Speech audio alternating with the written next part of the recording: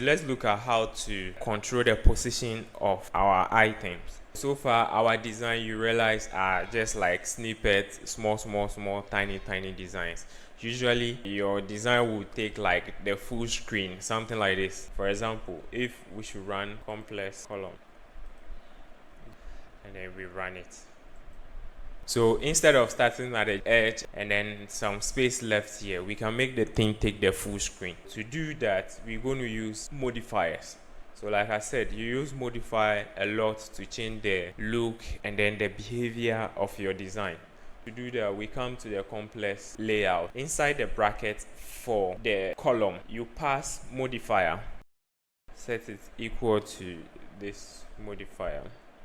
There is a modifier called fill max size. So you pass fill max size. You realize the design will take the entire screen.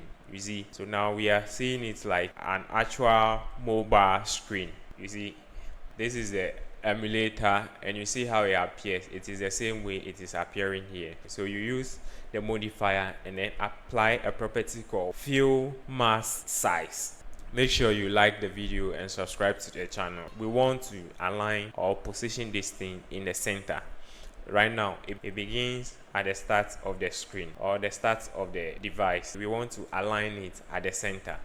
In order to control the position of the item, we depend on two properties called alignment and then arrangement. They actually work in the opposite direction. So it depends on the components you are using. Let's look at column. So this is a complete new property. When you put your mouse on it, you see it here.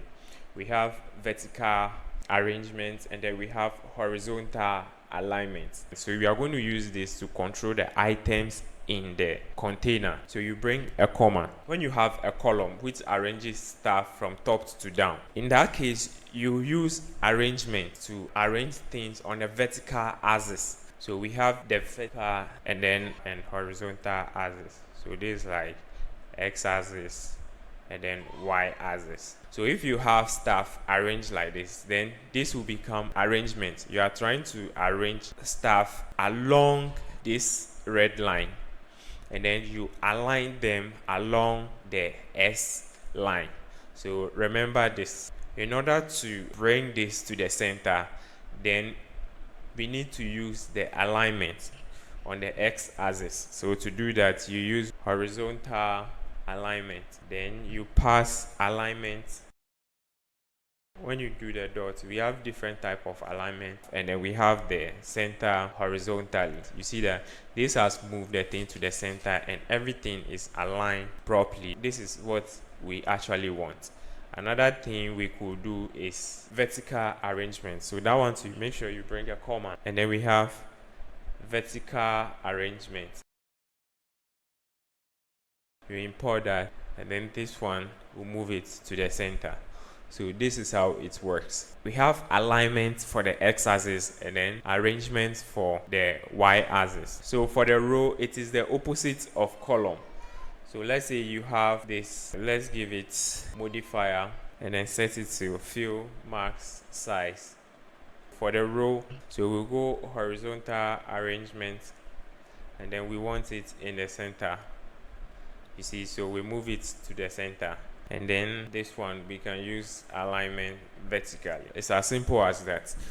The row is the opposite of the column and vice versa.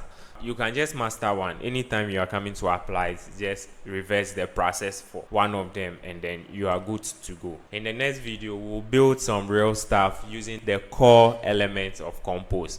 So we'll see you in the next video. Like and subscribe to the channel. Thank you.